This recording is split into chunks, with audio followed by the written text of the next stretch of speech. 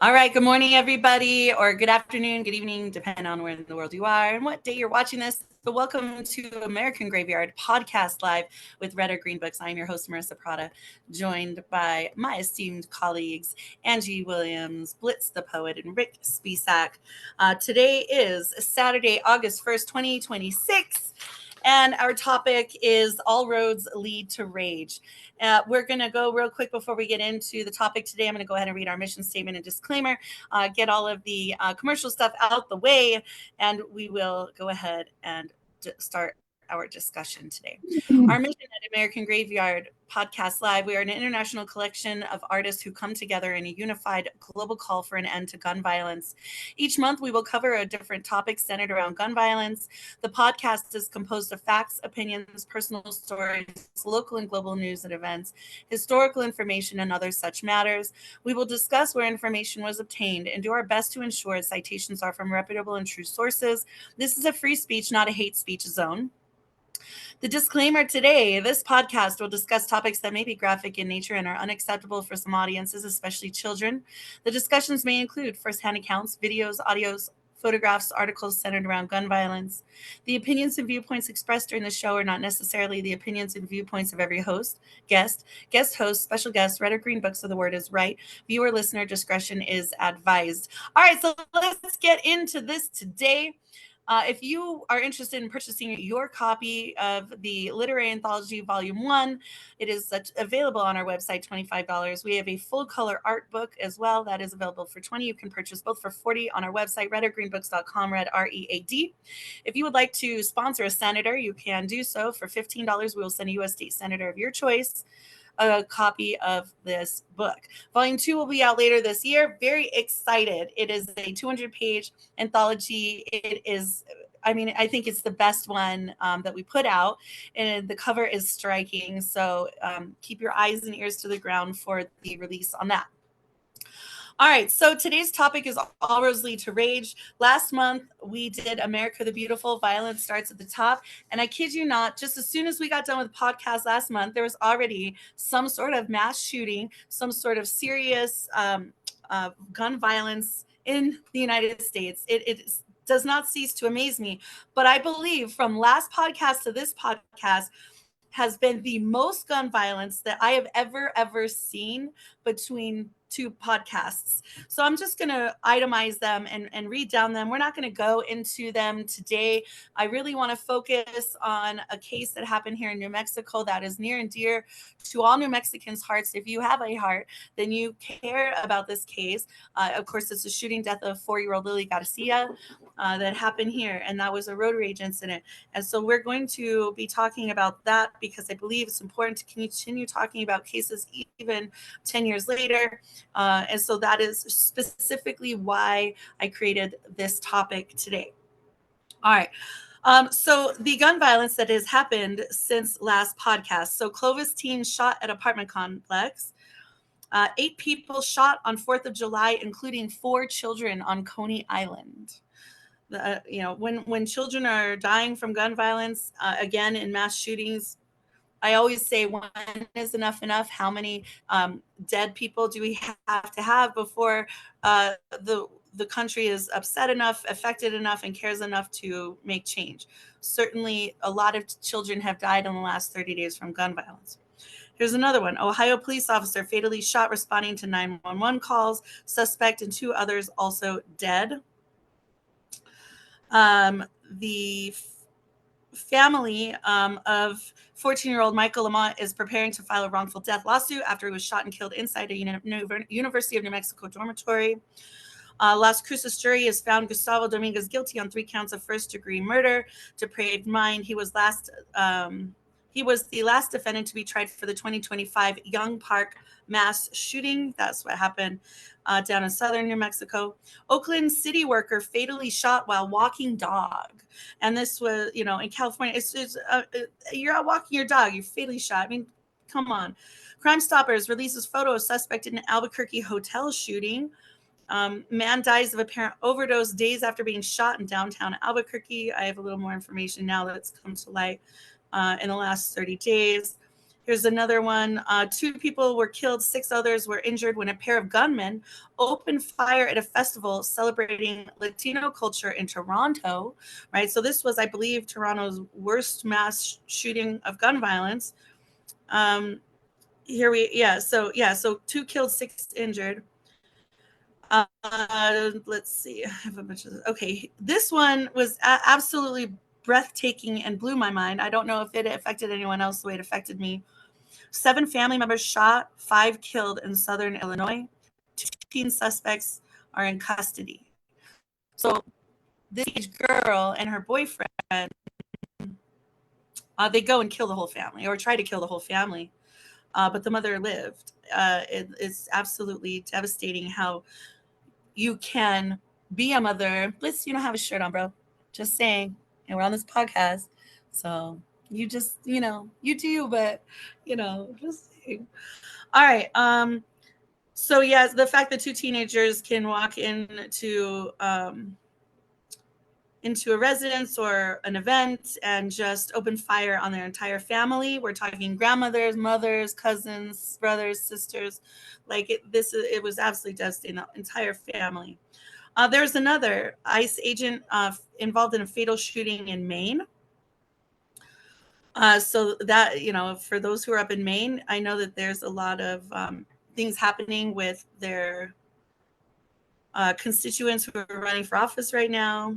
But yeah, we can say now there's another fatal ICE shooting.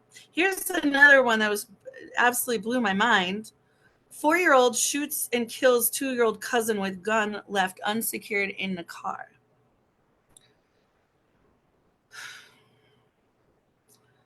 Let's see. Here's another road rage that literally just happened in the last 30 days. Zach Rael broke the news. Albuquerque police have arrested 3 people, including 2 teenagers, for a deadly road rage shooting that killed a 59-year-old man after a confrontation near Old Town. So you have these teenagers wielding guns here in Albuquerque. They're dying. They're killing people. The 15 and 16-year-olds who shot their family are now facing relationships. They're now facing charges because they were in a relationship that the family didn't want them to be in this relationship. Okay, so they decided to kill their entire family. This should be a wake-up call for all parents and family members whose children are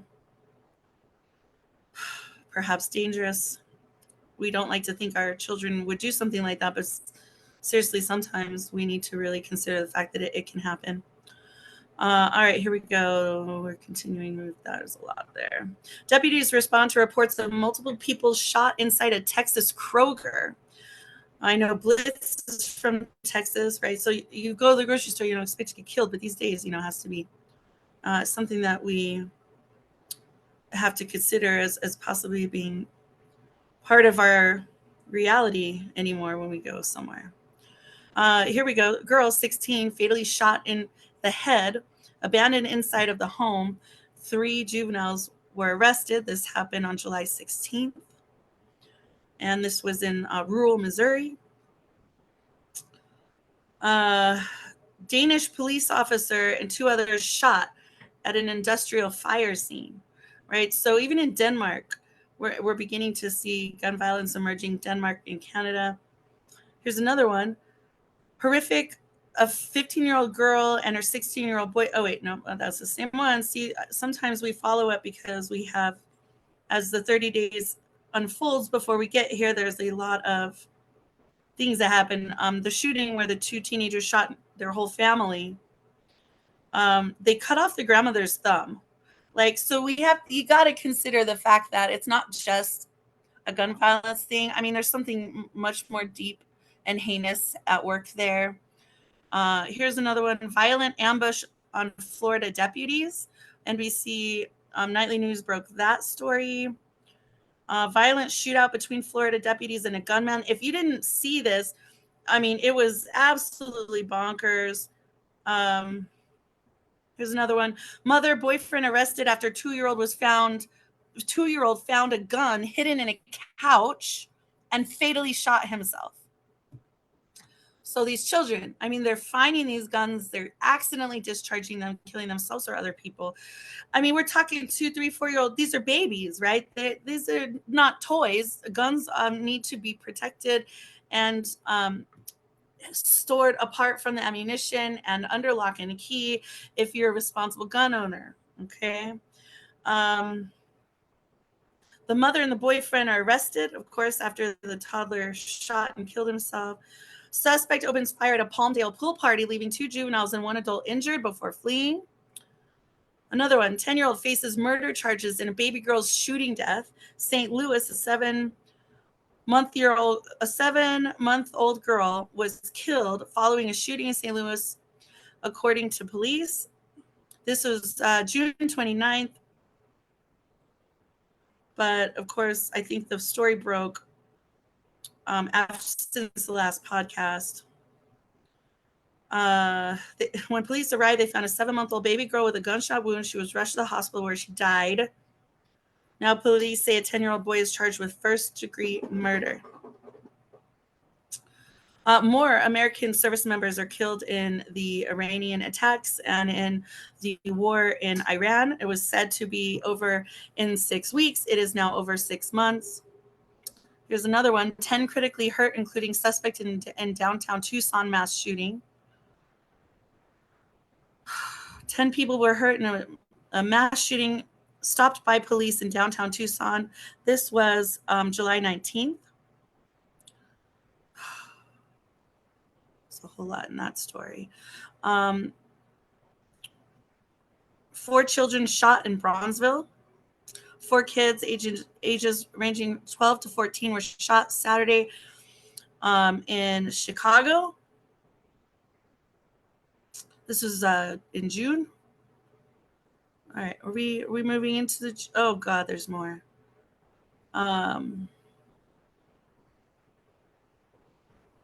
What started as a jaywalking call ended with gunshots. Despite charges in multiple cases, a suspect is back out on the streets. That was from APD here in Albuquerque. The fatal shooting of a man. Let's see. Man convicted of killing Minnesota House Speaker gets 2 consecutive life sentences. Here's another one.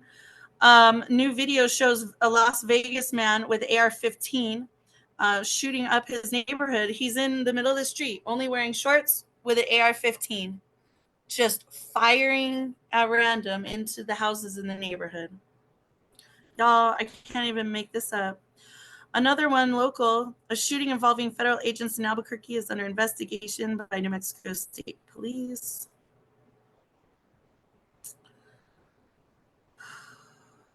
There's so much. Oh, okay. I do want to talk about this a little today because this is really important to the podcast. The Georgia teen pleads guilty to killing 4 people. So this was the shooting at Appalachia High School. I don't know if you guys remember the fatal shooting at Appalachia High School.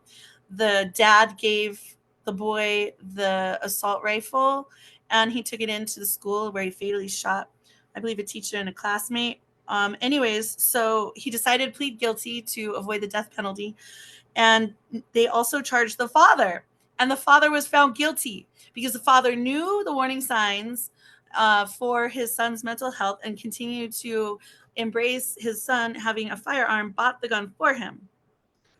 And so we will talk about that because that is important. We're asking the legal system and the law enforcement system to hold people accountable who are supplying these weapons to these children that are involved in mass shootings, especially in school. So now we're beginning to see parents held accountable more, which is absolutely what needs to happen. Here's another one. July 15th, 8 found dead in Michigan home after fire, some with gunshot wounds, right? So family was shot and killed and fire was set to try to offset that. Angie sent me the multiple people injured overnight in the shooting in Clarksville, so I'm sure she'll probably talk about that. Here's another one. The Seattle Space Needle shooting, at least 3 dead, 1 suspect in custody. A second suspect is sought. It's Seattle, right? I mean, come on, people, what are we talking about? And you know, as we wrap up, there's a few more that I really think we should talk about. Kansas City Chiefs offensive coordinator Eric Biname, I'm hoping I'm saying his name right. His wife Mia was shot and killed at their Virginia home. Can you imagine? Like, absolutely devastating that this offensive line coach for the Kansas City Chiefs, his wife was shot and killed in their home, and the son apparently shot her, allegedly shot her and killed her. So again, we have another instance of a child shooting and killing their parent, their mother, right? I mean, this is absolutely tragic. What is happening in America? Here's a few more. APD Albuquerque Police Department said a 17-year-old who had hidden a loaded gun in his pants downtown admitted to taking the gun from his father. So again, we have more teens on the streets, especially locally, with guns from their parents. So teen Colt Gray sentenced to life for the deadly mass shooting at the Georgia high school. So he will be forever behind bars and never be able to get out. We can at least be grateful for that. Um, he was 16 years old, man. I can't even. He was 14 when he killed all those people. Here's another one.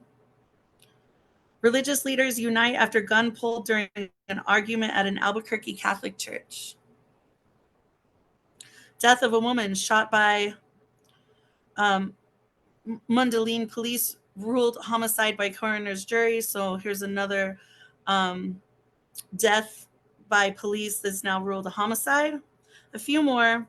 Road rage suspect chases another car in reverse. I don't know if you recently saw this. NBC Nightly News broke this case. It was a road rage incident. I don't believe anyone died or was shot or anything, but we're talking about road rage today. So the video is absolutely crazy. You can go to NBC Nightly News on their YouTube channel and see it. But this beef happened between these two vehicles and the people in these two vehicles. One of the vehicles backed up in reverse and drove like at least a mile in reverse to chase down this other vehicle. All right, here we go.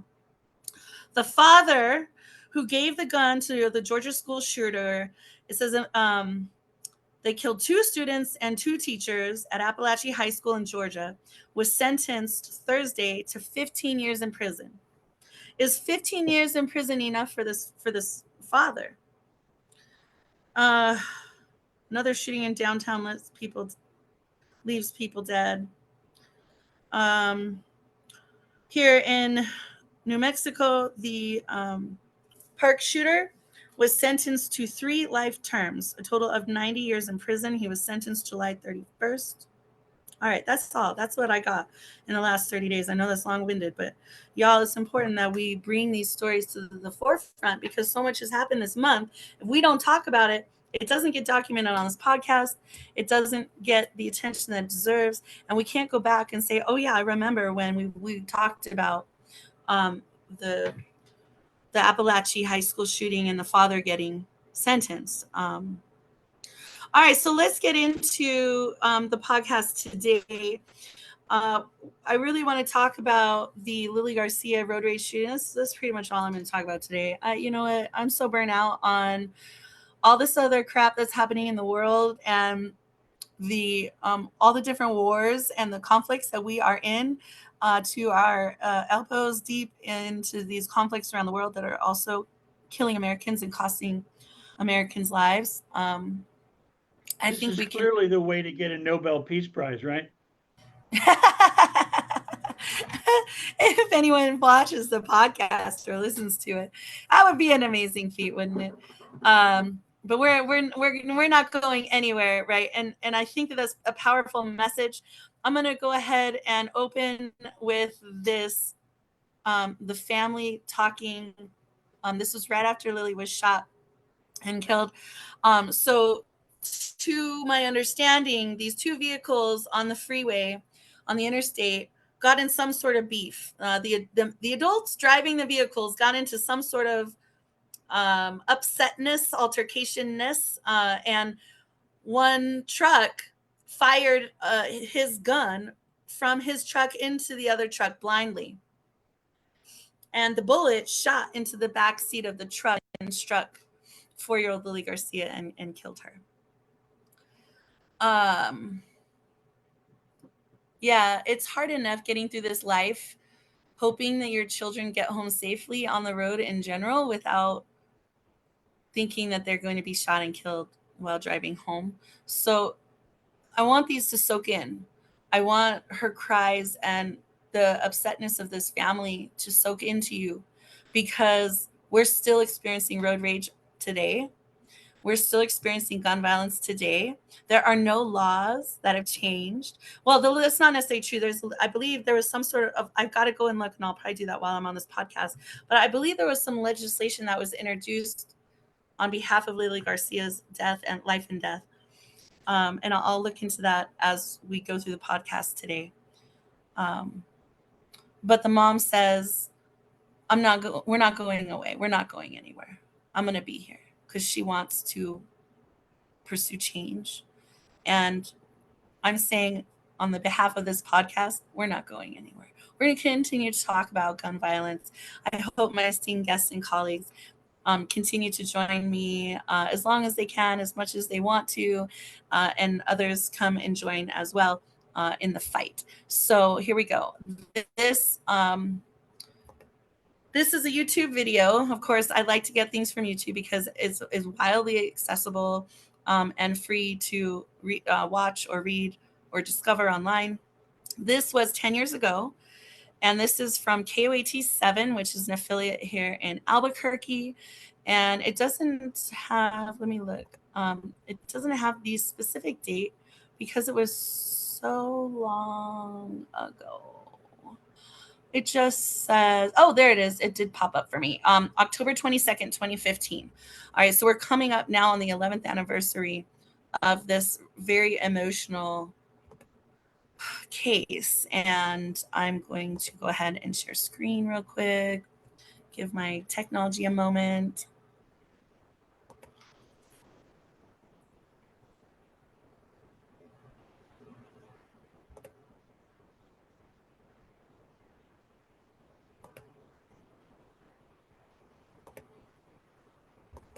Here we go.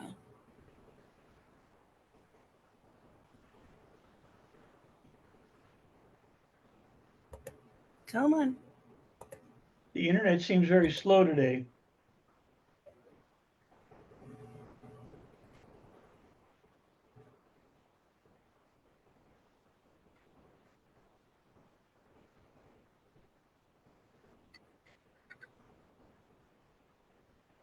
Their daughter Lily was the perfect child, full of laughter, fun, and life. She always liked helping people. My Eliana Rose had this personality that was just over and above her age. She just had this smile and these beautiful big brown eyes that just light up a room. You would just see her and you would just smile and she would just smile at you. And what's devastating is that these memories are now all they have left of their baby girl. Lily was in a truck with her father and older brother on Tuesday afternoon, driving on I-40 when there was some sort of road rage incident. Police and another driver pulled up and fired shots, hitting Lily. Even talking about it all leaves out. Kids.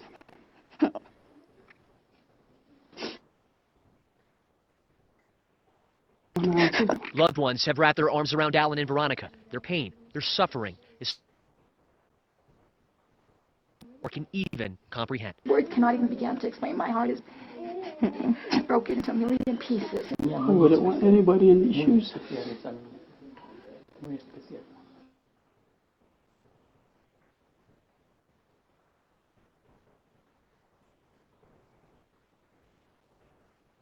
Making sure the person who took Lily Garcia from this world faces justice. You guys will see my face again, and we're gonna make sure that whoever did this is good.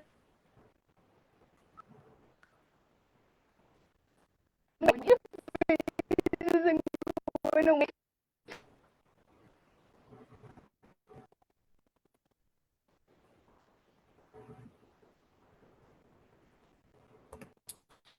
Okay. So I'll open it up to the FU, get feedback from the panel today. What do you think should happen, what do you think? What do you think should happen? And I'm sorry if my internet is unstable right now. It's okay. One of the things that I think is we need to have more. I think we need to include a bigger part of gun control in our driver's ed. Now, of course, driver's ed doesn't reach everyone, but that's where public service announcements should be utilized to supplement it. I think there should be strong penalties for anyone who uses a gun as part of a road rage situation. I've collected a bunch of information about the studies that have been done of road rage.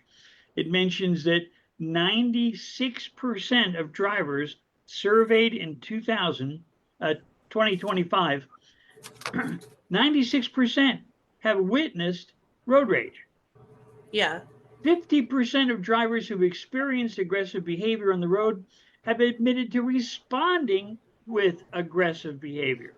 Wait, how many people responded? 50% said they responded Wow. with aggressive behavior right back. 40% have witnessed other drivers honking out of anger before drivers admit to honking compared to other aggressive behavior. 30% between 19 and 24 reported during driving aggressively more than any other group. And that Rhode Island, Wyoming, and Washington, D.C. have the highest percentage of speeding related fatalities out of total reported traffic fatalities. So Rhode Island, Wyoming, and Washington have the highest. Washington, D.C. Yeah. So 3.54, one last statistic, 3.54 million drivers employed in the U.S. trucking industry. Road rage disproportionately poses a risk to this demographic as both potential instigators and victims, which of course makes sense because they're driving the biggest vehicles on the road. So when they act aggressively, you and your consumer car are going to basically back off in all probability. Well, and it's awfully hard to stop an 18-wheeler. You know, it's not going to stop right away, and it's not going to stop pretty if it has to stop quickly. So, and you're talking about, you know, something that has the absolute capability of killing everyone around it. So, you know, people don't really understand the dangers posed by 18-wheelers and large transport vehicles. It's definitely and they're on the road a whole lot more than the average human being, so they probably see a whole lot more than the average human being. And if 90% of if 50% of drivers respond back, that means that those truckers are seeing it constantly, and they're either on the receiving end or the giving end of that road rage, and it's very dangerous. You know, you have people whipping in and out of traffic, and they don't understand that if they clip just a little bit of that semi, that their car is going to go bye-bye, and all the cars behind it are going to go bye-bye. And so it's really important, I think, for people to understand that driving and operating a vehicle, a moving vehicle, is a huge responsibility, because it's not just your life you're talking about, but it's those around you. It's hard enough to get from point A to point B safely without worrying about some idiot on the road. In fact, I started a prompt.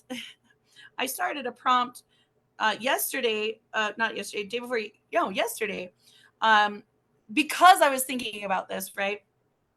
When the opportunity to be an idiot presents itself to an idiot, right? I mean, you have to think. And I was also watching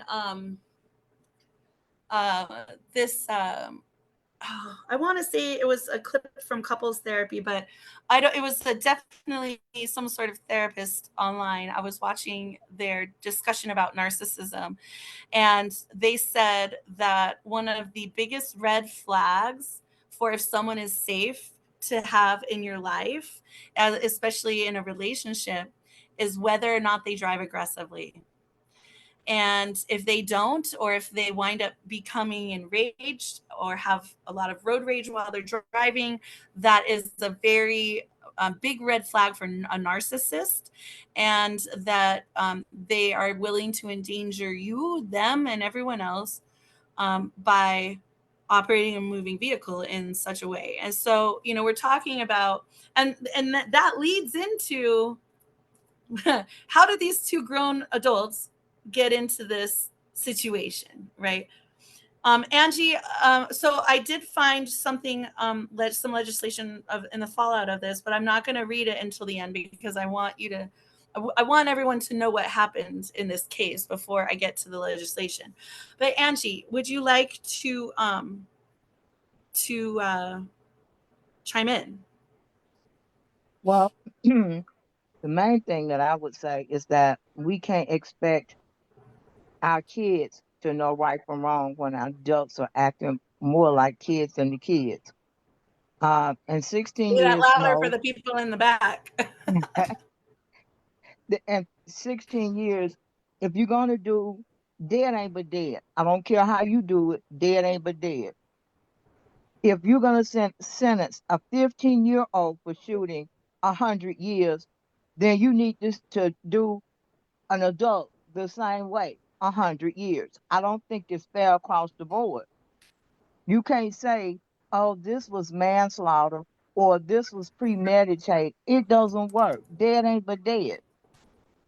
So it needs to be a whole lot more reform. And I was trying to find the outcome of the Lillis law. The most I could find was where it had not made it to the governor's desk. And I was trying to understand why it didn't make it to the governor's desk. Um, we can make rules all day long, but it's not going to make people stop doing what they do. And I don't care how many years we put a person in jail, it's not going to bring that person that they killed back.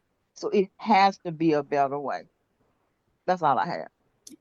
Yeah, you're absolutely right. I mean, the reason this story, like many of the others, has stuck with me so much is because this is a child, right? And this is a young child. She's a baby. She's 4, and at the time, I mean, Lily Garcia would be she would be 15 years old this October, and my oldest is 16, and my youngest is almost 12. She'll be 12 next week. And so Lily Garcia is in the age group of my children when she died. Okay. I was either pregnant. Let's see. So it was, I had just had my youngest daughter, and my oldest was 5. And so it would 20, yeah, 5 or 6. So it's like when you see children dying around the age of your children, if it doesn't affect you, we really need to stop and ask ourselves why. And I think that in the last 11 years, nothing really has happened because we're continuing to see road rage. We're continuing to see these children dying. We're continuing to see these teenagers who were babies then now wielding deadly weapons and shooting and killing either their families, their mothers, randomly in a crowd, each other. It's become this horrific thing.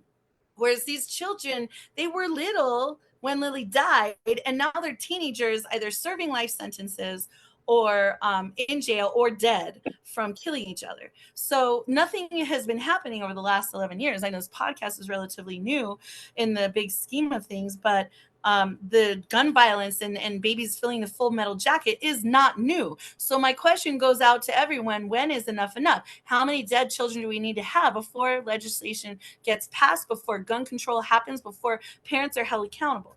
Well, I think it's starting to happen. At least the parents are being held accountable, because we're seeing that now in the Appalachia High School shooting, that the dad now is serving time. So what do you guys think what should the consequences be for the person who shot into the truck? Mind you, in New Mexico, your vehicle is an extension of your home. You're allowed to have a gun in your vehicle, and you're allowed to stand your ground if you feel threatened. And of course, a vehicle is considered a deadly weapon if you assault someone with that. I mean, at least that's the excuse ICE is using. So, where does that all play in? What should be the consequences for the man who killed Lily Garcia? And what, if anything, should be the consequences for the dad who was driving the truck who got in the incident with the other truck that killed Lily Garcia? Yeah, no, go ahead, Rick. I was just going to say, I think a lot of this, even given the frailty and the weaknesses of our justice system, I think we need to build in an escalation factor. An assault is one thing, assuming that's fist or something, but when the assault becomes threatened with a firearm, it needs to escalate the the penalty, and then to another level of escalation when that weapon is used. My father was the kind of person that never left his home unless he was carrying a weapon. And he was a large person. He was a very dynamic, energetic person, not the kind of person you would expect to be a shy, retiring person. So my thinking and what I told him several times was, I don't think you really need to carry a gun to make people stand back. It just doesn't seem logical to me. Because But he was just such a presence yeah, physically. yeah, he was a large, formidable person. And unfortunately, he also ended his life with that same revolver. So, the expectation that if you have a gun, you'll use a gun, whether you use it on someone else or you use it on yourself, only time will tell. And he wasn't the kind of person that he didn't brandish the gun, at least not to my knowledge. But I think in the judicial process, when you have a road rage incident, let's say it's a simple assault, but when you add it with the complication of drawing a weapon or using a weapon, that should escalate the penalties. And until that is, maybe that should be a national priority. But given the Second Amendment nonsense that we see in the current regime, it's certainly not plausible it's going to happen anytime nationwide, anytime soon. So we can only hope that those states that are called blue states will begin to act, and maybe that led by California or led by New York or led by Massachusetts will go somewhere in some kind of sane direction, because right now we have a regime that thinks that the path to a Nobel Peace Prize is to invade and blockade and send bombs and missiles, and that's just insanity. That's all. You can't say anything nicer about it. You bring up so many good points, and in fact, I was thinking while you were, I really wish we would have a psychiatrist and a psychologist come on this show, because when you're talking about this formidable physically presence of a man having a gun on him but not brandishing it, of course, just having it, you know what it made me think of, and it's no disrespect, but it made me think of a pacifier for a child, right? They need the pacifier. It's a soothing, comforting thing. And I'm wondering psychologically if that was his comfort, right? And if it was, where are we as a country when guns are when guns become pacifiers, when guns are the things that you use to calm yourself or to feel safe, because there's certainly nothing safe about a gun. Well, and the other point I think you lead into it is that when we have already seen, when we did some of the earlier shows, we talked about the history of it. The wild, wild west that most people kind of imagine in their mind is the ultimate freedom of guns. They didn't allow guns in town. You were required to leave your gun at the edge of town and turn it over when you came into town, for the simple darn reason that it's not safe, that hot-headed people, hot-headed people drinking, hot-headed people in contentious situations are going to take the weapon available and they're going to use it. That's why those laws existed. You know, we really, unfortunately, the mythology is so misleading. Is very misleading. I think it's interesting you say build in an escalation factor, right? So in law enforcement, they're supposed to. De-escalate. They're Exactly. supposed to have a moment-to-moment assessment for use of force. For example, if they approach a suspect and they pull a gun, right? That's an escalation of force, right? But then they drop the gun on the ground. That is a change of escalation. When they drop the gun and they're no longer armed, you're not supposed to shoot them. Okay. So it's a moment to moment assessment, right? It is how they pulled the gun out. Did they tell you they had a gun? They're pulling it out, they're dropping it. You know, what's leading up to this? Do they pull the gun, point it at you, and fire? Right? Those are all differences in escalation factors that law enforcement is supposed to consider. Okay. I just pulled up this story about there was a fatal shooting, a police shooting really recently. I mean, it happened. I think we talked a little bit about it maybe in the last episode, or it happened right after the last episode. But these two people got into a shooting in downtown Albuquerque. One shot the other. Okay.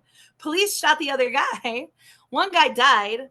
They took the guy they shot and they arrested him and found that he had 9 gunshot wounds. Now, I believe if you have 9 gunshot wounds, you're probably no longer holding a gun.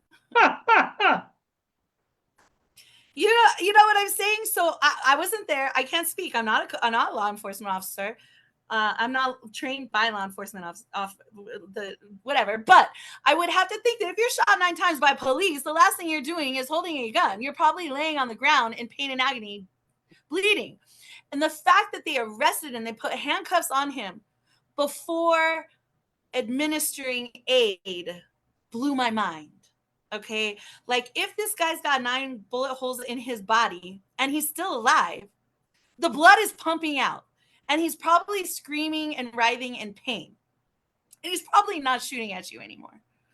But they felt these, I believe it was 2 officers who responded. They felt they had to shoot this man 9 times. It really reminds me of Jalen Walker, except Jalen Walker was shot 46 times, right? So this man is shot on the ground and they handcuff him and arrest him before rendering aid. Again, I believe that it goes against what they're supposed to do. I believe they're supposed to secure the weapon or secure the suspect and administer aid. I understand securing the suspect might not necessarily mean put handcuffs on him. If he's bleeding out, for Christ's sake, you need to stop the bleeding, render aid, radio for backup, do something. He's not going anywhere with 9 bullet holes in his body, I would think. I mean, this is just my common sense civilian hat on right now. Perhaps he was running away. Let me make another comment about that same kind of thinking. And I think you're onto something important here.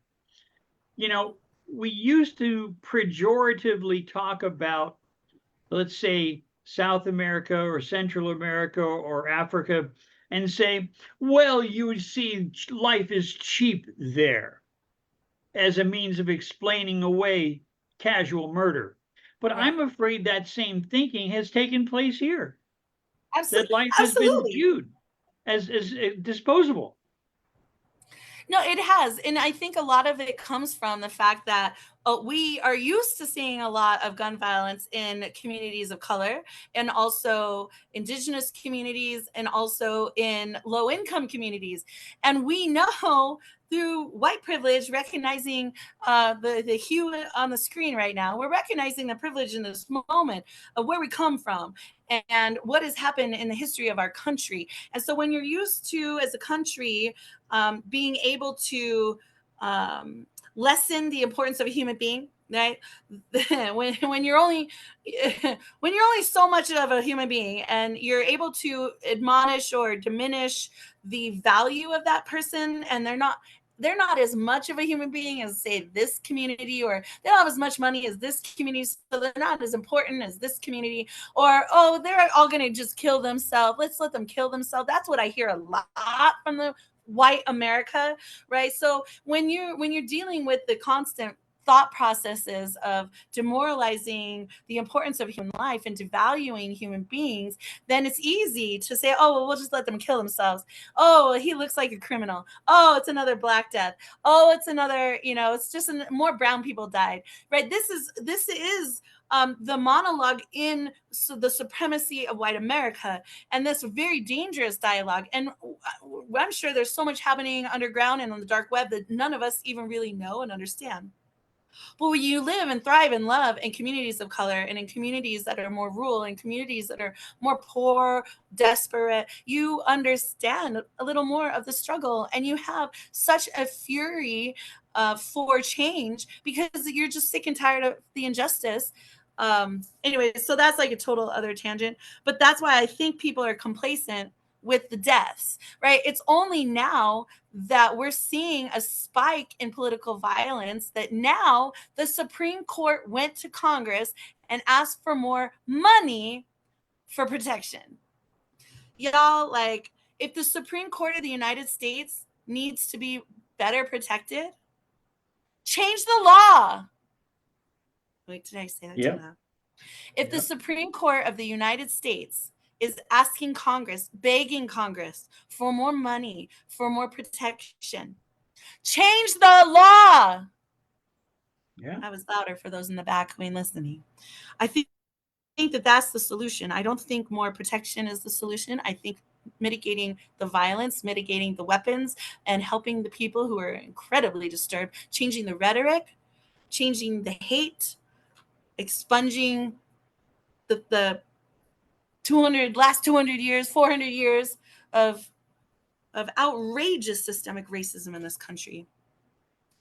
That's how we make change. That's how you feel safe at night. The Supreme Court of the United States will never ever feel safe. Oh, and welcome to America, by the way. You guys are just getting here because none of us feel safe. Nobody feels safe, I don't think. And if you feel safe, you're really deluded because you're sucking on the pacifier of the gun. Right? That gun that you have in your bedroom drawer, your nightstand, or your car that your baby shoots another baby with, or it's stuck in the couch that your baby shoots itself with. When you have that gun, you feel safe, right? There's nothing safe about owning a gun. There's nothing safe about using a gun or having a gun or storing a gun. There's nothing about that is safe for anyone. And anyways, I think that that's a very interesting thing that the Supreme Court has asked for this month. All right, let's go. Angie, okay, so here we go.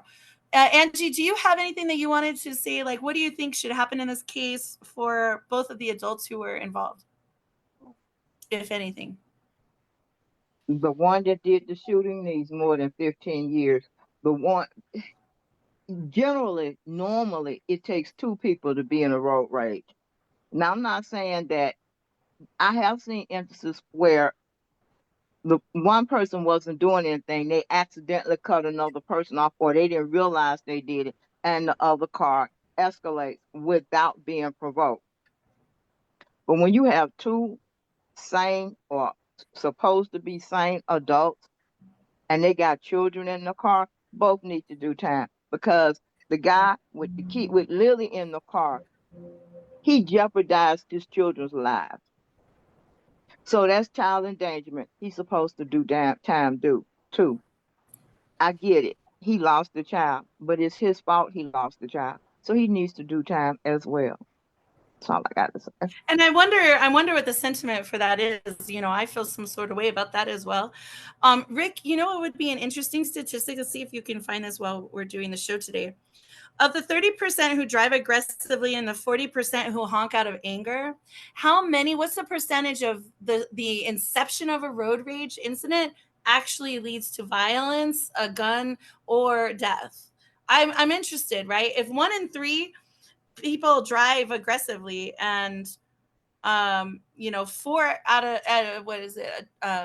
two out of five people drive honk out of anger. If every 2 out of 5 people on the road honking out of anger, how many of those end in a crash, a gun incident, or a death? That would be interesting to see, because I can't help but think this could be any of us.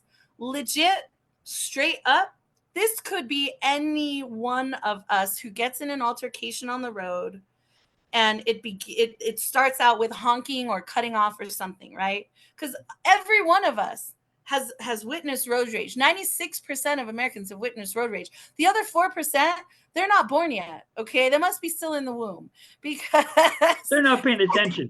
there must be, they're just babies, right? Let me Because show you some other statistics I have, then I'll do the research, okay? okay. So I'm going to share screen. Okay. Okay. And I appreciate you for this research, sir. Oh, of course, of course.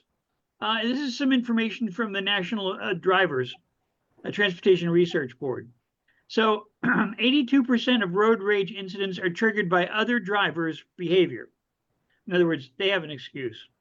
Red light runners are 40% more likely to be involved in road rage than non-red light runners.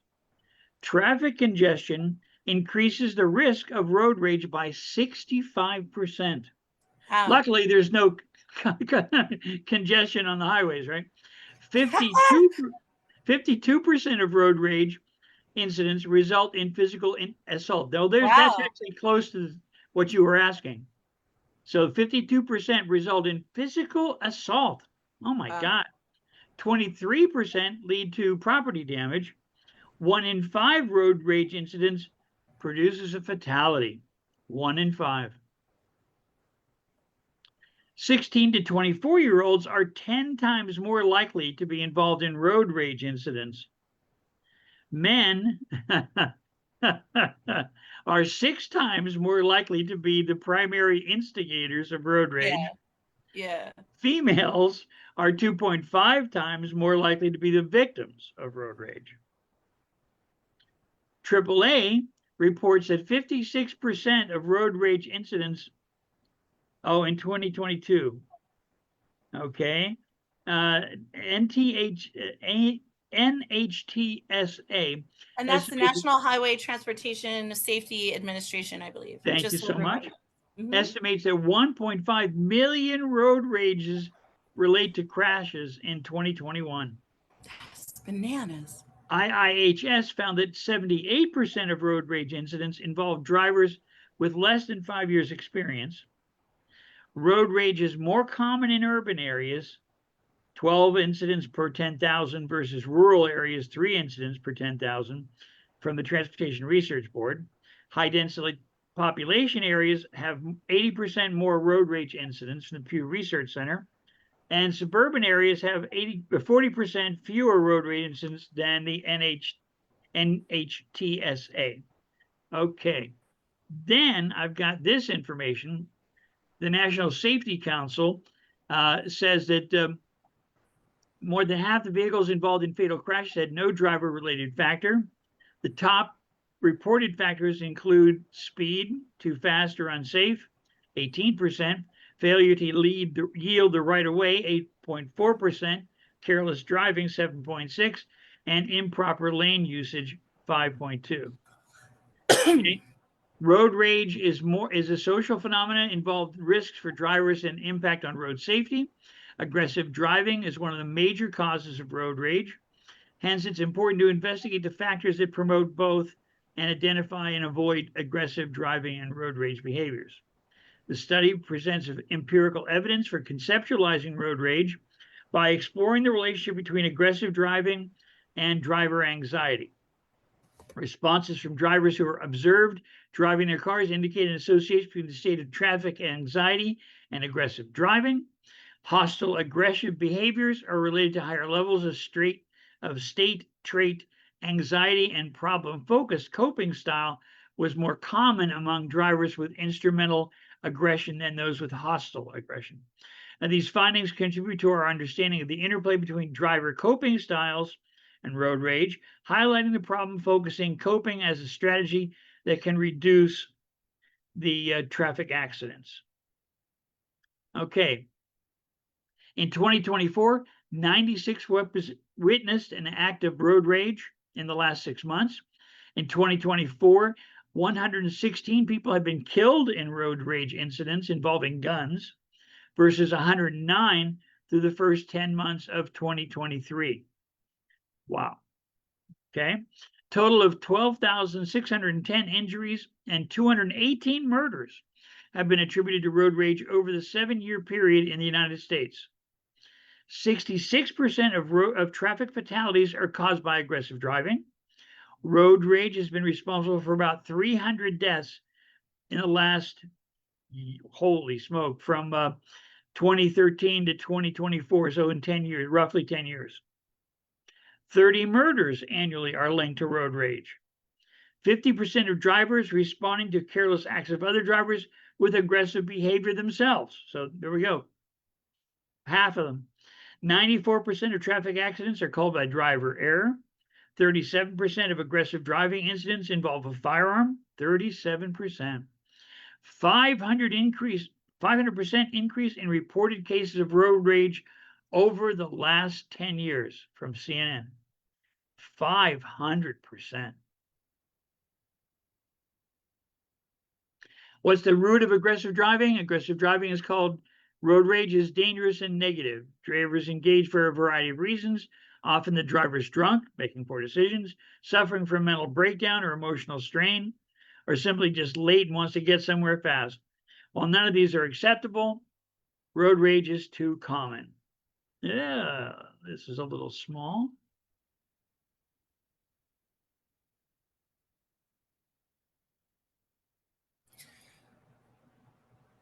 You could do a zoom at the top if for your window if you go. I think That's okay. I got it. Okay. Okay. In 2024, U.S. drivers took a pulse on what aggressive behavior caused. Let's see. 96% of respondents had witnessed at least one of the aggressive driving behaviors, but only 66 admitted to committing any. Running a red light or a stop sign tops the most frequently witnessed behaviors. Over half of respondents had seen it in the last 6 months. Honking out of anger was the most common behavior. Okay. And then here, stats for 2023.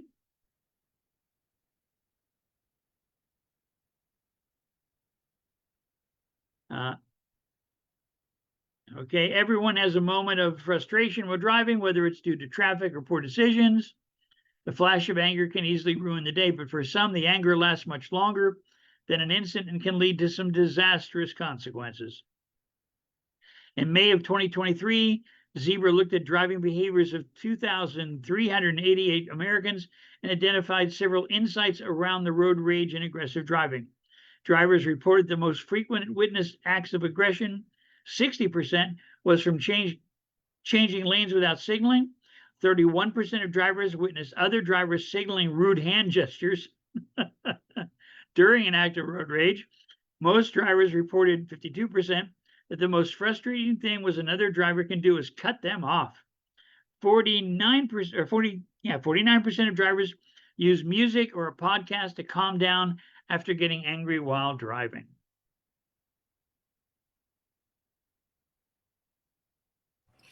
They should definitely use our podcast on road rage. That's and they right. should get so mad about gun violence, but don't drive. And we know at least a third of everyone they're liars because only 66% admitted to it. So we know a third of y'all are not being honest out there about your road rage. Okay, that's pretty much the same. All right, so there we go. There's a few facts. I mean, it's stunning. It's absolutely stunning. I mean, so if y'all are curious about where Rick got all that information, you can just come and watch it because when he did the share screen, it shows where, in fact, he found all of that. And I found one of those was the FBI. That was a really interesting source. So you know, the takeaway is half of about 52% end in a physical assault. That's crazy. that means you had 50-50 chance of getting your ass beat if you go honking at someone. Now that's very true, but in Albuquerque we say don't honk because you're gonna get shot. That's just what we say here, because too often that is the way of it. And being that we're 11 years post Lily Garcia and we're still talking about this is bananas to me. 23% will end in property damage, meaning a wreck, you hit someone or something. Y'all, if you do not understand how bad car insurance is right now, you're not paying enough. But you go get into some stupid stuff like this, you're going to be paying out the wazoo. It is not worth it. 1 in 5 ends in a fatality. Yo, that is it's incredibly sad. Over 1/3, 37% involve a gun, 30 deaths annually. However, in 2024, there were 116 people killed by guns in road rage incidences. That is so mind-boggling to me. That is, yeah, that's why we're here, right? That's why we're here. We're talking about all roads lead to rage. And the reason I did this was because my grandmother, my paternal grandmother, she used to say, when in Rome, do as the Romans do. And I didn't understand because I was just little. I didn't understand. I was like, oh, we're going to Rome? Right? And so all roads lead to Rome. So all roads lead to rage. I thought would be an interesting way to get involved in something that I'm connected to from my childhood into this podcast topic that involved the loss of a child. So I will go ahead and I'm going to play you the defense. Okay. So this is the defendant. And I got to get back to the very beginning of the clip. All right. So this is the defense. This is, and you know what? Okay. This is by KRQE, which is an CBS affiliate. This was September 29th, 2016. This is on YouTube, of course. Lily Garcia's dad played a role in the deadly shooting is what it says. And we're going to hear a little bit about the guy who shot Lily Garcia, because this is super important to lead into the consequences or the fallout of what happened to this person who took this child's life. And I'm going to go ahead and share screen. I'm going to share this tab. You can watch it on YouTube. And then we'll talk about that. And then I will go ahead and play you what happened to him. Okay? Here we go.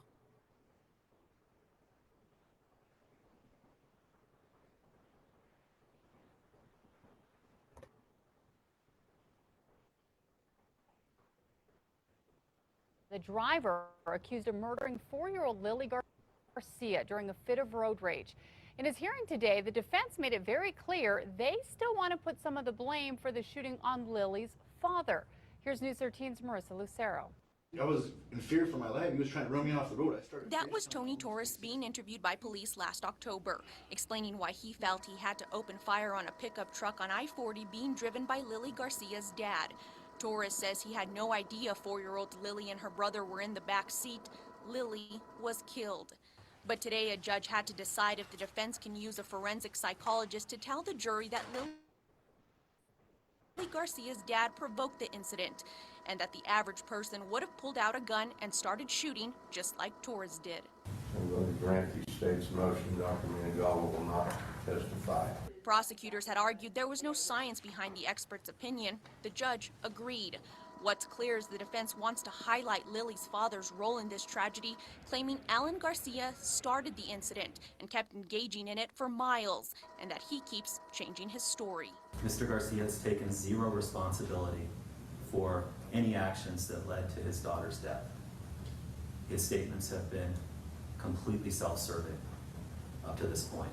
The defense also claims Lily's dad doesn't want to be blamed for his daughter's death, and if he admitted any guilt, the $80,000 raised through the GoFundMe would be in jeopardy. Today, the judge ruled he'll decide if that line of questioning can be used as the trial happens.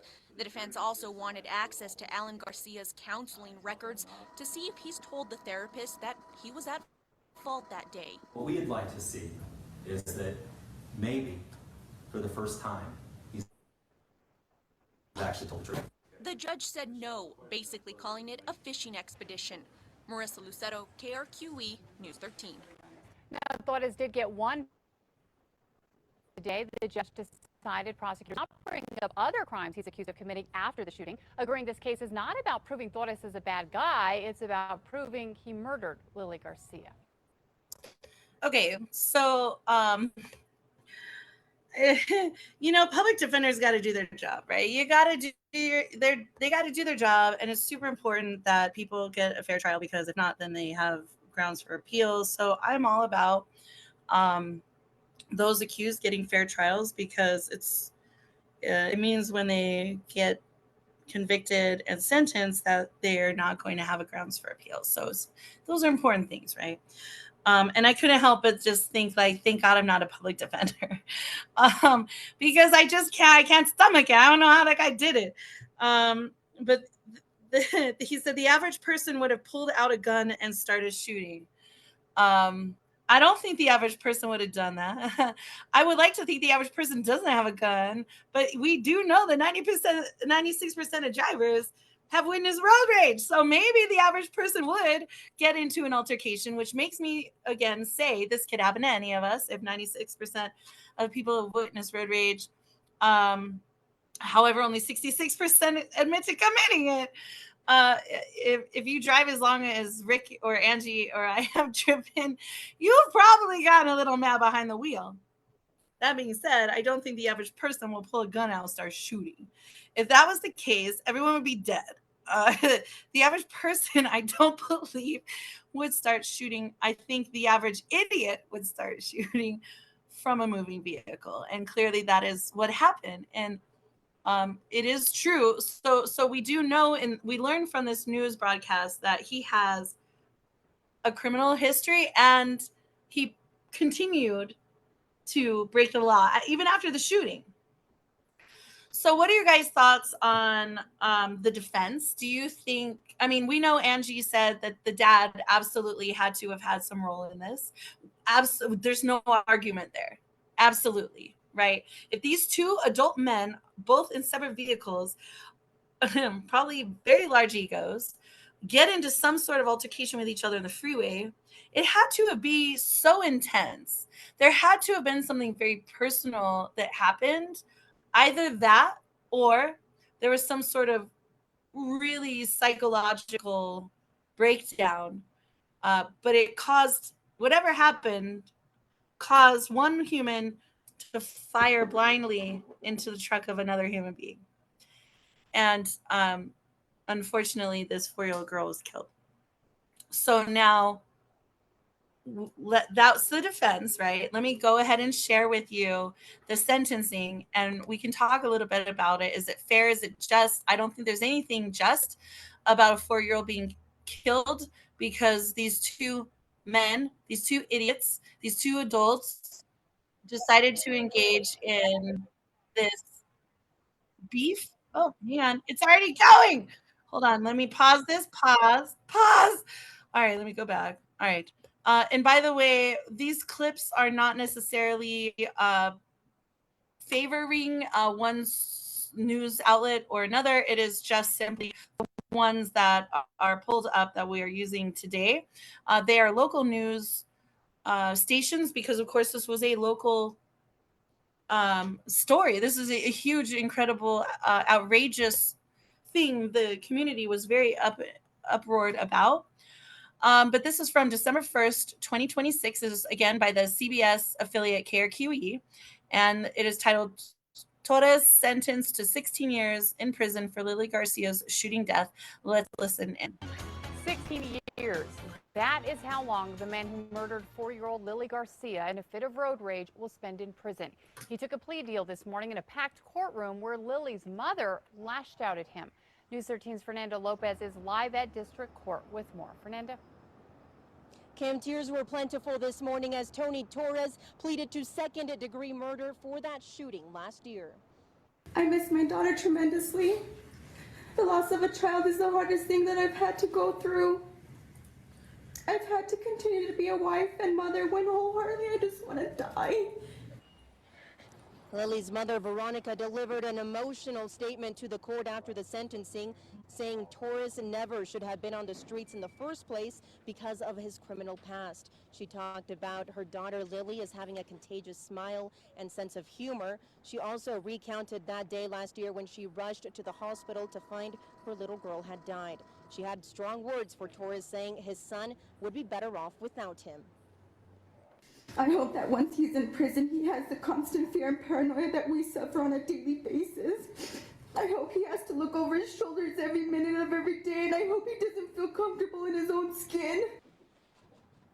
Torres also talked about the trauma that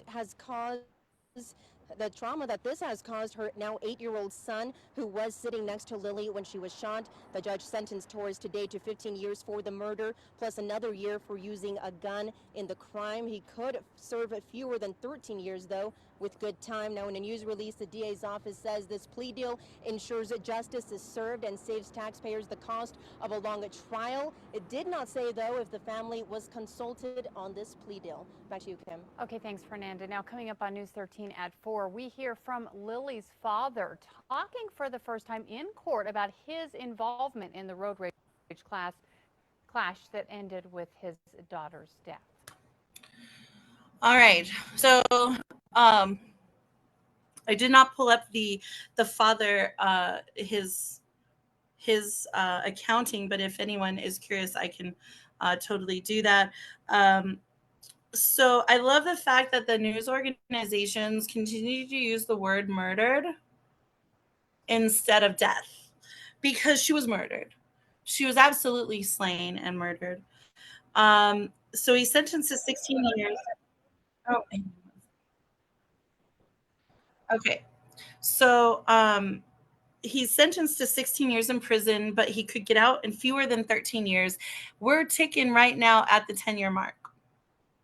So he could be out in a few years.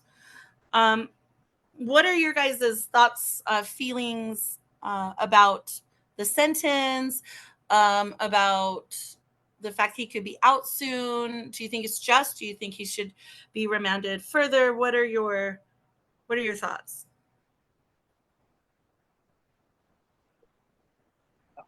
I don't care how long you keep him in there, it's not going to bring that little girl back. It's not going to take away the hurt out of the parent's heart. And the dad, he needs to sit for the rest of his life and think about his stupidity that lost his child's life. He should be, if he's human, his mind, he'll go crazy because his guilt's going to get him. I mean, he's going to go mad because his guilt's going to get to him. The guy that did the shooting. I've not seen a lot of criminals go crazy in jail. No, I'm talking about the little girl, Lily's daddy. Oh, the dad. He played a very big role. Yes. I grant you, he didn't shoot him. She didn't shoot her, but he interacted and kept her in a position. He could have gotten over, got off, done anything, but he didn't. He had to show his testosterone, and it got the little girl killed. They can let him out today, tomorrow, and it's not going to change anything at all, except he'll learn the next time he get in a car. Know what? He's been in there long enough. He might be scared to drive. I would have liked to see the dad do more things like talking in the community. You know how people kind of sometimes they tell their story? I would have liked to see this dad go to every single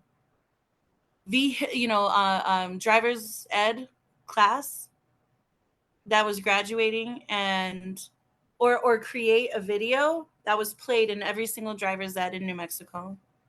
I would have liked to see him at commencement ceremonies or at the roundhouse or lobbying for change while owning his story, owning his role in his story, and telling it from this was what I learned from my mistakes. Because you can't change people if you don't tell your story. Sorry, Rick. It's okay. I was going to say my thinking is exactly along the same lines. I think I'm a big fan of the punishment fits the crime. You know, here is a man who, through his own temper tantrum, ended up precipitating his child's death. And whether he pulled the trigger or not, his behavior escalated the situation, made it worse, brought out the worst in another human being.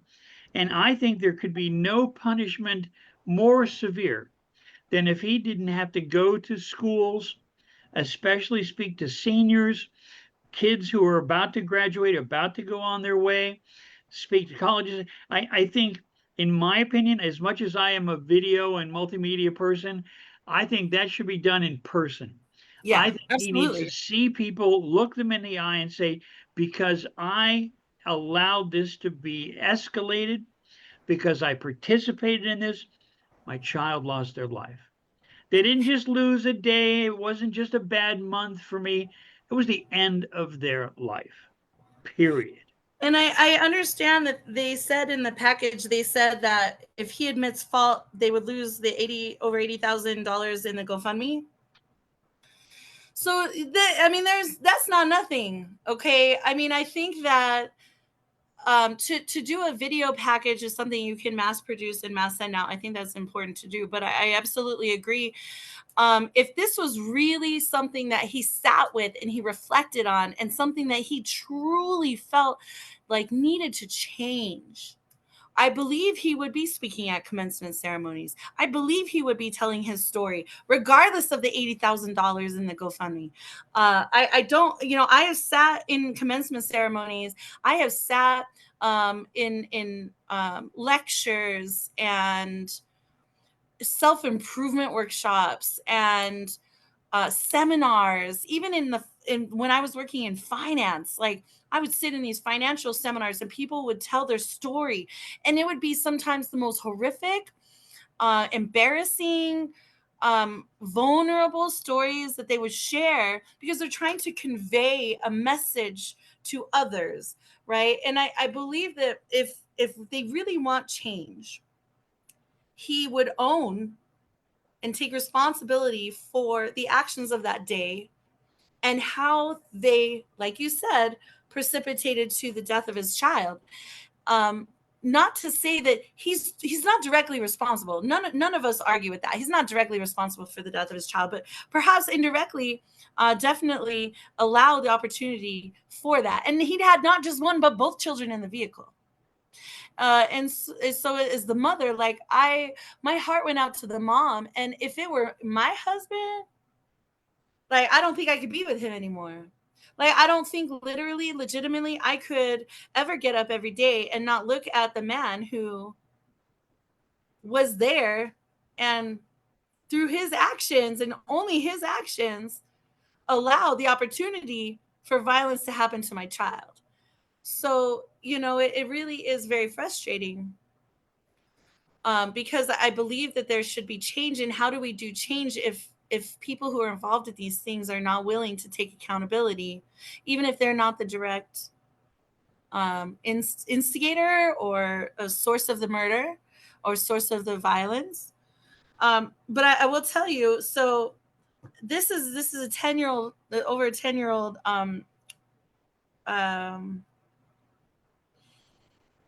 incident report. Okay, so I had asked early on in the podcast, has any legislation been brought to the table? In the last 10 years, there's not been anything, but after the shooting, February 14th, 2016, this is from New Mexico Political Report. Okay.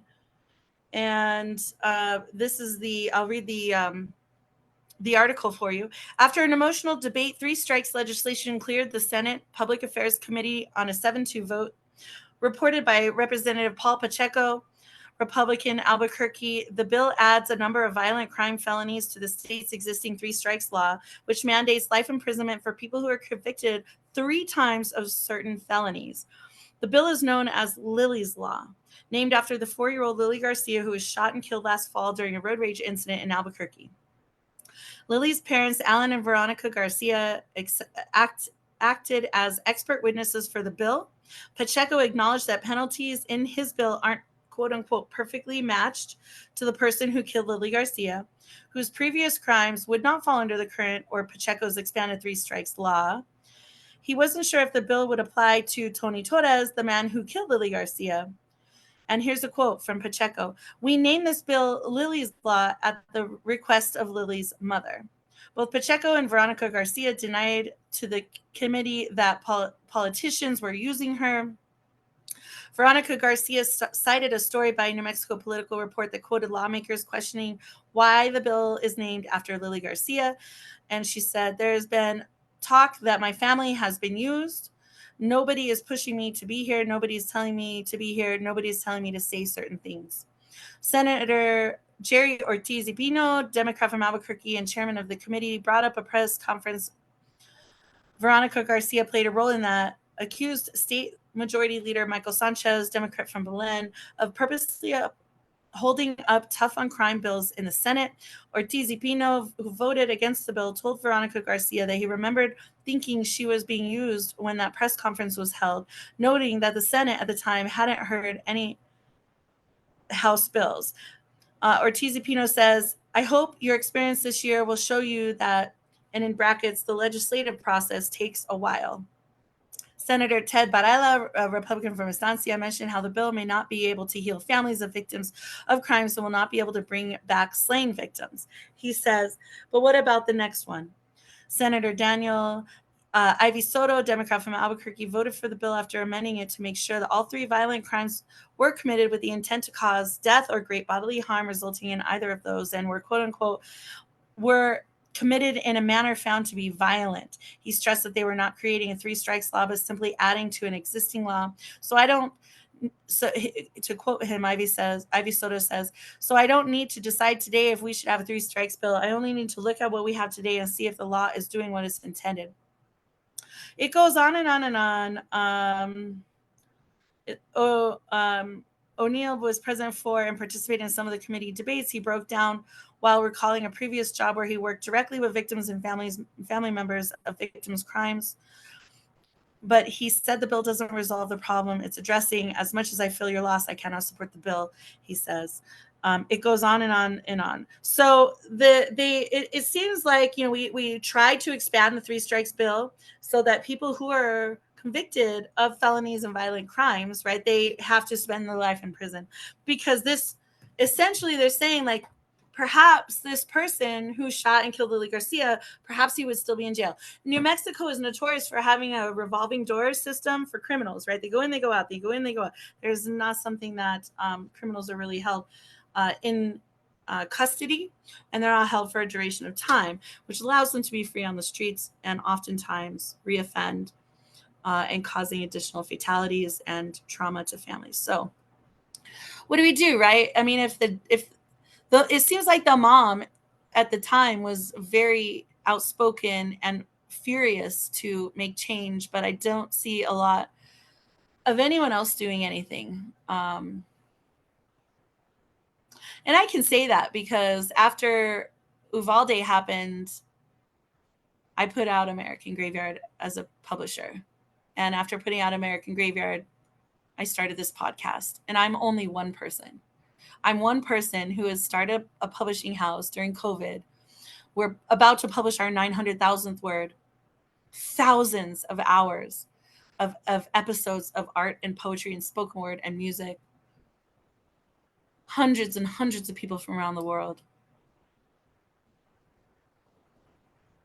So one person can do a lot, and I'm wondering why That's not happening in this case. Why are we not looking back 10 years, 11 years later and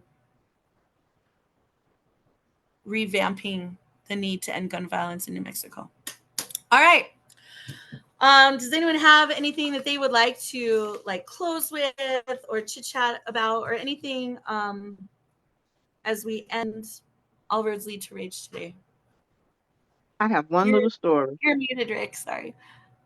I So have yes. one little story. Oh, sorry, Rick. No, go, Angie. You're good. I have one little story. Yes. It's about my grandson. Last Sunday, he called me about 2 o'clock in the morning. Whenever he's jammed, I'm always the first somebody he calls. He said he was coming down 65 North and he got sideswiped. So a car came over lane and it hit him. It took the mirror off. It hit the side view mirror and it made it flip up and break the window and stuff. Oh He my wasn't God. hurt. He wasn't hurt. But somewhere in his 22-year-old mind, he chases the car. When we asked him, "Did you get the tag number?" He goes, "I didn't think about that." Okay, I know. The fact that he chased this car and didn't think to get the tag, he calling 911 while he's speeding down the freeway. And so the policeman told him to break chase and just, pull over. So he thought he would be in danger on the freeway. So he comes off and goes to a service station. And his when he said he didn't think about that, me and his mom just, we knew he was wrong, but we couldn't tell him he was wrong because he said something stupid. Then, on top of all of that, his response is, "I've never been where somebody hit me. I was always hitting something." And it was over. We broke off conversation. Now, I know that could have had a different ending, but I thought that was a cute little story to end with. And we had to explain to him, never chase. Don't chase. It was a hit and run. That's okay. He didn't even know what he was going to do when he caught the car. He didn't even think about it. But that's the mind of a 22-year-old. And sometimes adults have that same mentality. Yeah, I mean, I grew up in driving in rural dirt roads in the mountains where you wave at the drivers on the one lane road each direction, right? You wave Yeah. at the drivers. And I remember when I was learning how to drive, I was 14, 15. I had my learner's permit and I was learning to drive. And I remember always wanting to be super cautious and careful on the road. I learned how to drive in a 1989 Jeep Cherokee. It was a gray metal tin tank, right? Steel tank. And it was a stick shift. It was a tall stick shift, and it was very hard to drive. But that's how I learned how to drive. And of course, in the mountains, the roads are up and down, and so you had to get really good at the clutch. And I remember driving the city, and the city was the only place that I found drivers honked at me. And as a young person learning how to drive, I remember it scared me a lot. And when I was with adults, the adults who always taught me, my dad, my stepmom at the time, it was don't pay attention to anyone else, don't react, and just take your time and move through the gears. You're at the stop, you put it in first and you go, and don't let anyone else around you affect or trigger you to rush or to force or to do something, right? Because when that happened, I would stall because I was so panicking. Oh my God, they're honking. And so I learned from an early age to not react to the drivers around me and to be very safe with what I was doing. But sometimes also people are having medical issues and they're in medical distress. So if there's an accident or something that's happening and someone's driving in an erratic way that's very unusual, or they run a light or they plow into the back of traffic, sometimes people are having real medical episodes. And it's important to understand that there may be something bigger at play than just ego. It may be something medically that they need help with. And so before jumping to a conclusion or assuming because you're the big man out there, you got the big truck and the little sack, that there may be something else happening. So don't react. Take your time. Be patient on the road. We're all trying to get somewhere safely. Remember Lily Garcia. When after she died, everyone had yellow ribbons on the antennas of their vehicles to kind of rally together in an anti-road rage campaign. I don't see that happening anymore, and I think it's really important that the family continue to speak up and speak out and really rally, because it's not stopping. I mean, Rick proved that by in his statistics, 90% of drivers witness road rage, 66 admit to it, 50% respond back with aggression, 40% honk out of anger, 30% drive aggressively, and 52% of road rage will result in physical assault, 23% in property damage, 1 in 5 results in a fatality, 37% involving a gun. I mean, this is like, if you really want to honor the life and death of your loved ones who are affected by road rage, you should be on this podcast. You should start your own podcast. You should be at commencement ceremonies. You should be, reading your story to driver's ed classes. I mean, where people can really affect changing young people. That makes you sense. Rick, you had closing remarks? I was just going to say, and I've said this before, I'm so proud of you that you're Me? doing this show. Yes, you. Oh, thank you. A lot of people do a lot of things for a lot of reasons, and I think this is such a wonderful mission you're on here, to raise this question, to get people to discuss this problem. And clearly, our country needs to reevaluate what it thinks about the Second Amendment. There are those that feel that the founders could make no mistake. It's perfect as it is. That's why we have amendments. We have amendments so that we can improve and make it better. And the whole purpose of this country is toward a more perfect union. And I've always agreed that Lincoln's statement, with malice toward none and charity for all, that's the best kind of experience and the best kind of way to look at our fellow Americans. We need to be charitable. We need to be caring. And clearly, 50% of us are not doing that on the road. That's for sure. So thank you, Marissa, for the work that you're doing. I thank you, and I thank all of you for being on this journey, because if it was just me, it would be so boring. So I'm really glad that everyone else joins the podcast. Angie, is there anything that you wanted to say before we close today? Oh, does anyone want to read a poem? No, I just want to agree with Rick. I'm proud of you. Rick said it best. Well, I am proud of you too, dear. You are a regular participant in this important show. I thank you for bringing your wit, your wisdom, and your heart to this. Thank you. I'm a support person. I only wanted to support her mission. I want to make sure that she has support for her mission, because I thought it was a very good one. Check your inbox. The whole time I'm sitting here, all these gun violence things just kept popping up on my phone that just happened. Oh, geez. So mom and grandma both died by suicide after 4 kids were slain in a New York home, and the dad is wanted in custody. So perhaps the dad killed the children and then the mom and the grandmother killed themselves. That's horrific.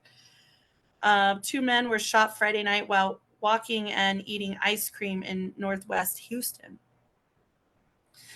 It's like the gun violence is happening literally as we're on this podcast for things to talk about. So we'll look into those. We'll bring them into the September episode of American Graveyard. The next podcast is scheduled for September 5th, Saturday, September 5th. The topic is spectacular murder, but if Elizabeth Wolf is not going to be here for that, we'll pick a different topic. But regardless, it's going to be it'll be a good show. If someone wants to pick a page number between 1 and 183. 182. You want the last one? All right. Almost the end. Yeah. All right. So this is Valois Vera's poem. Of course, we published his entire collection here at at Red or Green Books. But he's also known as Crip Lyrical. He's a disabled poet, a revolutionary in Texas. And this is his poem, Tattered Blanket, One Nation Under Gun. I pledge allegiance. This routinely recited phrase is repeatedly rehearsed by school children each and every morning. Hands draped innocently over heart, proclaiming loyalty to country, indivisible, liberty, justice, one nation, under God. While loyalty is pledged by our future, our present sits back, lights a cigarette, and pulls the trigger. One nation under gun. Because thoughts and prayers have become the tattered blanket used to hide the nightmares. Because wealth has replaced worth. Because power has replaced peace. One nation under gun. Because bullets are the currency of choice. Because bullets are the constituents with voice. Because bullets are the God that is worshipped, rejoiced. One nation under gun. Because pledging allegiance to stars and stripes are coveted over pledging allegiance to black and brown lives. Because liberty and justice are a dream deferred by the pull of a trigger. Because indivisible doesn't apply to the mom who will never hold their child's hand again. The same hand that was innocently draped over heart that morning, proclaiming loyalty to a country that will never return loyalty. One nation under gun, tears disguised as shiny stars on a fabric of pain. One nation under gun, blood of our descendants disguised as stripes on a flag remains. One nation under gun, tattered blankets disguised as comfort until the next child is slain. And that's that poem. If you want your copy of American Graveyard Volume 1, you can get it at redorgreenbooks.com. Red, R-E-A-D. Please help us keep this podcast going. Help us keep this press going. You can, for $15, like 2 Starbucks drinks, you can have us send anonymously a copy of this book to you, a U.S. state senator, your choice. Go to the website. Sponsor a senator. I mean, we're right in the midterms. Y'all, there's going to be some fresh people we got to get this book to. If you would like to get the art book, it is also available. You can get the bundle there. You can also pre-order American Graveyard Volume 2, and that will be out this fall. I'm so excited to release that book. The cover is striking. For those that don't understand, we pick icons that you would see at a mass shooting site. So, of course, the launch of American Graveyard Volume 1 is a crucifix, and it has a bunch of all the end gun violence within the crucifix. The second book is purple and orange. Orange is the national gun violence colors, purple and orange. And it's a balloon, bullet holes in it, and a lot of blood splatter. It's a very striking and traumatizing cover, so I hope it brings attention. Thanks Anyways, again. Thank you all so much. Bye, Rick. Thank you all so much for being here. We'll see you next time, Saturday, September 5th, for the next episode of American Graveyard Podcast Live. Please like, share, subscribe it everywhere. Red or Green Books, the word is right. Thanks, y'all. Bye. See you guys.